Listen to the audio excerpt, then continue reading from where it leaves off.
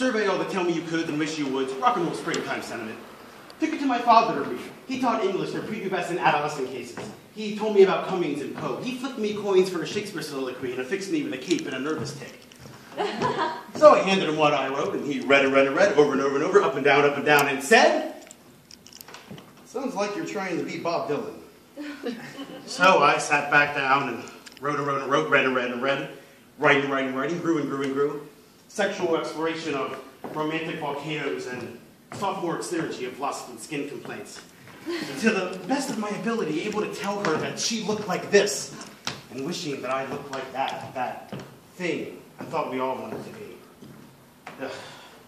Wrote, pierced my ears, wrote, tried to kiss too many girls, wrote, tried to fuck too many girls, wrote, and tie them all together in a valentine of tears, and then, with glasses resting on my nose and apprehension resting on my shoulder, but armed with the Jungian unknown accolades accumulating a subconscious pretense and mistake, I, once again, wait for it, handed my father what I wrote. And he read, over and over, up and down, and didn't say anything. He picked up a red pen, folded this paper, and zigzag crossword puzzle suggestions with syncopated, matriculated, numb, notated notes. They read, "Too much illusion. Too much heart on your sleeve. Way too many curse words." And we never talked about it. So then, eventually, I met a girl with poetry in her eyes and Kerouac Cosmic Beach Boys vibrations in her hair. I scribbled sonnets and slingshot songs and other cliches for her on a dirty notebook, copied, typed, printed, and handed to her in a valentine of sweat. And she read, over and over, up and down, and said, "You're a great writer, but I just want to be friends." What a fucking bitch! Didn't she know I was in love? Didn't you know I wandered around in the snow for hours, picking metaphors and stealing similes from my Discman, spinning Cat Stevens' greatest hits? Fuck! She sighed me off and retreated to beatific football stadium shadows, and we never talked about it. So, eventually, I met another girl with poetry in her eyes and Van Morrison improvisational string arrangements in her hair. I scribbled sonnets and efficient rock and roll exhalations for her on a soda pop napkin, copied, typed, printed, and handed to her in a valentine of nerves. And she read, over and over, up and down, and said, "You're a great writer, but I don't know who Van Morrison is, and I don't really know you." What up? I can't say anything bad about her. She's still too fucking pretty. It didn't matter that I scoured thesauruses for synonyms. It didn't matter that I stole secrets from B-side Bob Dylan bootlegs. Goddamn! I said goddamn! She sighed me off and retracted to superlative bylines and costume parties, and we never talked about it. So, eventually, I met another girl with poetry in her eyes and New York City in her hair. I scribbled sonnets and hymnal cinema spoken word mosaics for her on a scrawled, unintelligible, stapled portfolio of notebook paper, copied, typed, printed, and handed to her in a valentine of rosary and crimson platitudes. And she read, over and over, up and down, and said, "You're a great writer. You're beautiful and amazing. I'd cross rivers to placate the moon just for a glimpse of your burning affection." What up? Oh shit, she likes me, what do I do? We held hands in sonnets and snow-covered streets. We kissed like Bogart Noir in Pennsylvania suburbs, New York City gardens, Maryland airports, and Philadelphia rock and roll stadiums. We undressed each other in Arizona deserts and held each other tight like Kerouac's cigarette in a blizzard. Anachronistic acronyms for place card retreat were ship stalled, and harmonicas blazed like campfire wisdom over telephone lines and time distance delays. She never said, "What does this mean?" She never said too much, too soon, too fast, too long. Time meant nothing to her. She held me close in a dark, air-conditioned mansion cave while Ben Folds wailed on Duke Ellington estuaries and held me close to her beating heart and said, "I'll love you forever. And you'll die before me because I'll never leave you." And then she left. Well, that's not really fair. I fucked it all up, quirked, quibbled. Woody Allen, nihilistic neuropsychology. I lied, cheated, and never wanted to belong to a club that would have someone like me for a member. I was too young to be a cliche, but I made the grade in all things trite, petulant, and other lost excuses. What a fucking idiot I was! Didn't I know she was in love? Didn't I know she felt the same way? Didn't I know she was circulating the same planet with mirror image idolatry? It didn't matter that she harmonized on my charlatan shower digital asides. It didn't matter that she cried all by herself in an airport, ballerina hanging on a string of East Coast reality aptitude. I chewed it up and spitballed the smoke careers in postmodern poem with unconscious, uncanny ability to be cruel. And she picked up a bright, pristine red pen and wrote me off to a footnote of impending intellect, and evolved in collegiate colloquialisms bathed in superficial accolades and carnal neon imperial scarves. And we never talked about it. So, in the interim of Ophelia's and Desdemona's to write for, I smoked and drank and read over and over and over, up and down, and said, I can't write for shit. So, I smoked and drank, tracking patterns of snowy old wood in Vermont. Desolate real estate where the stars circumvent your senses and cows look you right in the eyes. Acid never interested me. Academics never interested me. So I waited for school semester to break back in Pennsylvania diner with cigarettes and friends. Well, scrambled egg wisdom for a pantheon of friends, picking fries and movie reviews. We chit-chatted culture and popular infinity. Zoom in from the girl from the main line who chain smokes but retains mini breath.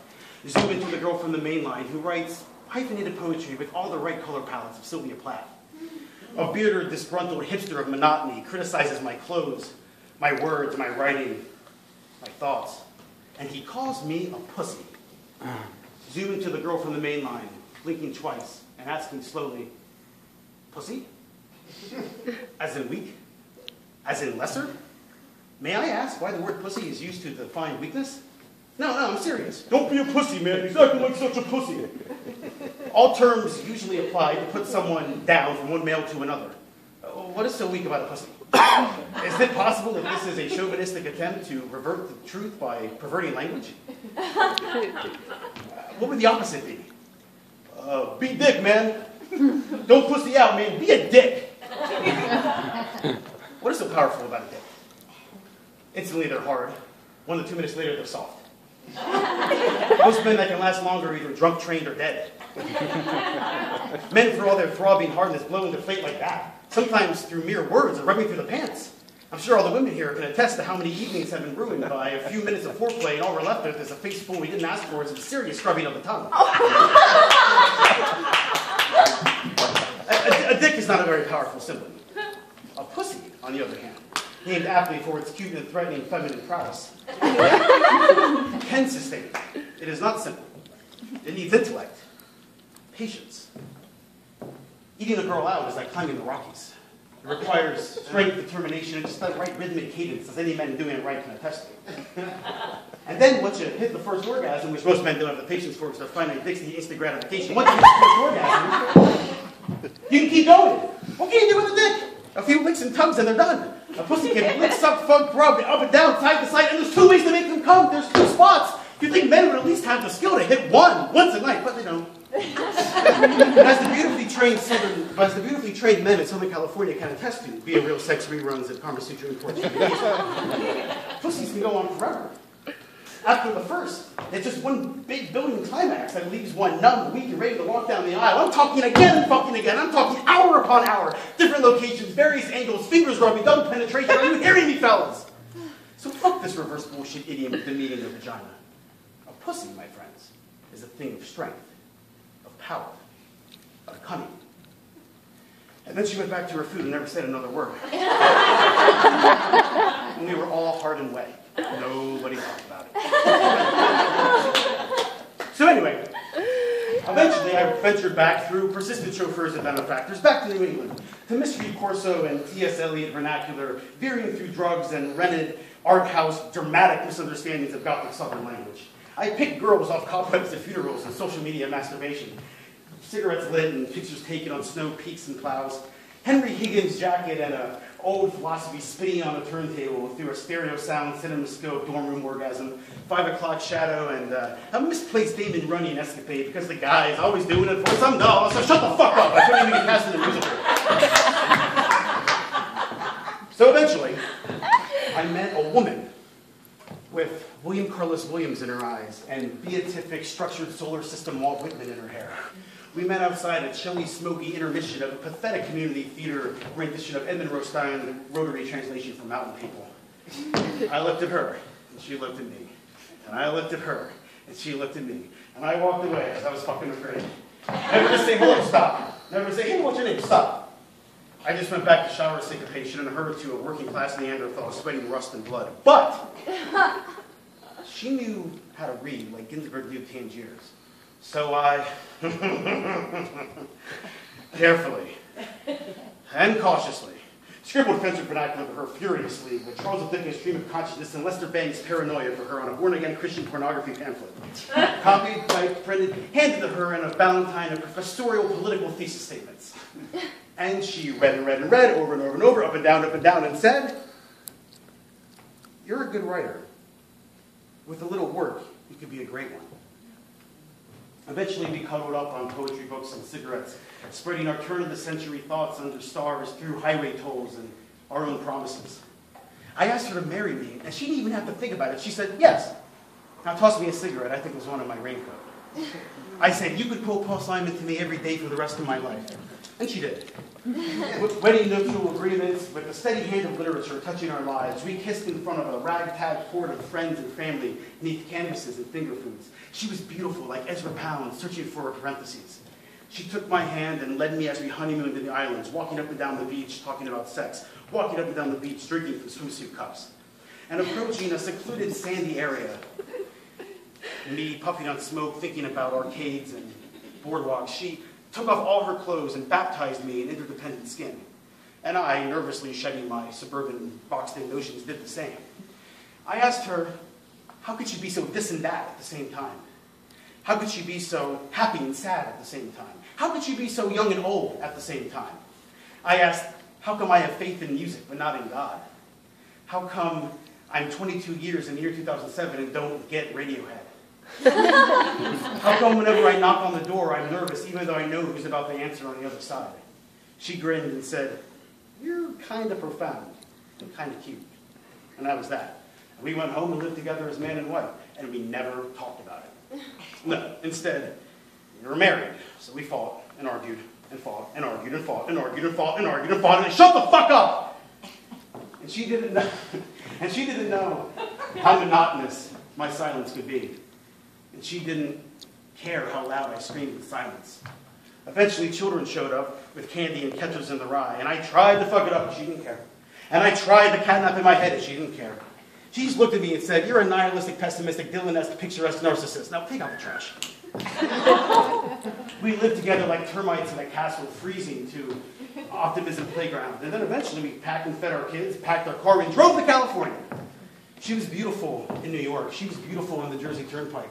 She was beautiful in Pennsylvania, where my mother wept for individual plurality and gouged out eyes. She was beautiful in Virginia. She was beautiful in Nashville. She was beautiful in Alabama. She was beautiful in Oklahoma City. She was beautiful in New Mexico, Route 66 down here. Buddy Holly told me, that'll be the day. She was beautiful in Arizona with weird Chinese food. And she was beautiful in California when she turned to me and said, you're repetitive. Jesus Christ, I'm not that fucking beautiful.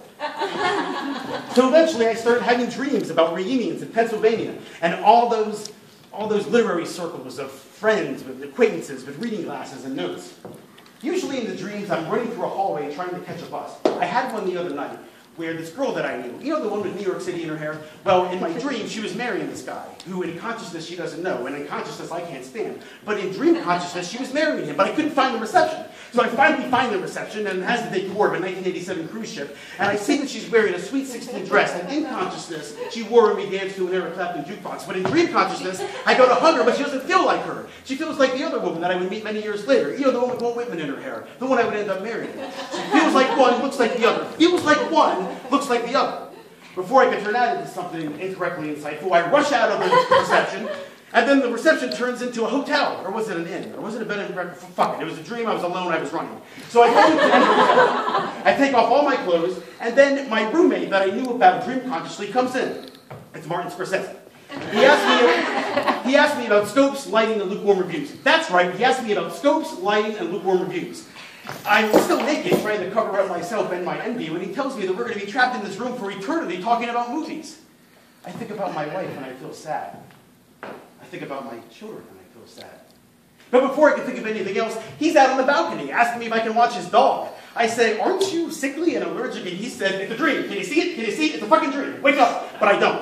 I escape the hotel, and I run outside to, naturally, my parents' campsite in a 1997 trailer. I ignore the fire and marshmallow continuum, and I catch the first bus out of the park. It takes me up the college nowhere Vermont hills where bright-eyed snow is following the dilated eyelashes.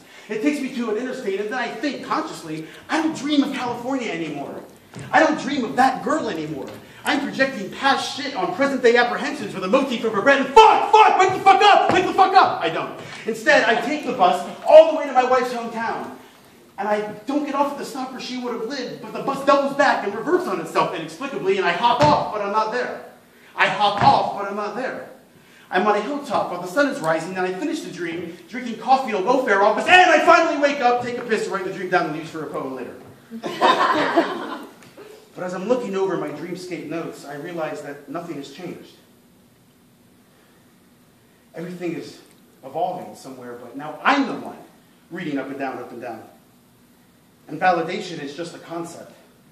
And I write poetry to be alive when I'm alive. It's not cliche to be alive. It's not cliche to have a beating heart. But if you have one, keep it close to someone else, because they might just make something of it, or they might just forget it. Either way, it'll come in handy in a poem, story, or song that reverts back on itself like a frozen old New England road or that reality snake eating its own tail. And I have no one left to impress anymore, because no one's impressed. And I made friends with Audrey Hepburn's shadow, and she wears glasses and Ocean City perfume. She wears colors like Mick Jagger's rainbow. She laughs so fully that it doubles her over in cathartic semantic somersault, and she looks right at me and says, I don't have time for unexceptional people. Let's be extraordinary together. And I like that. Like I like things that make up people and memories, persuasions, thoughts, and perversions. 3 parts couplet, 1 part truth. And Jasmine still thinks that I'm a nihilistic, pessimistic, Dylan next pisser narcissist, but that's okay. She's that good with words. But as the paranoia creeps in, just like it did when I started scribbling that poem so long ago. But now she's watching me out of the corner of her moving eyes. And she's holding me close to her beating heart. And we always talk about everything.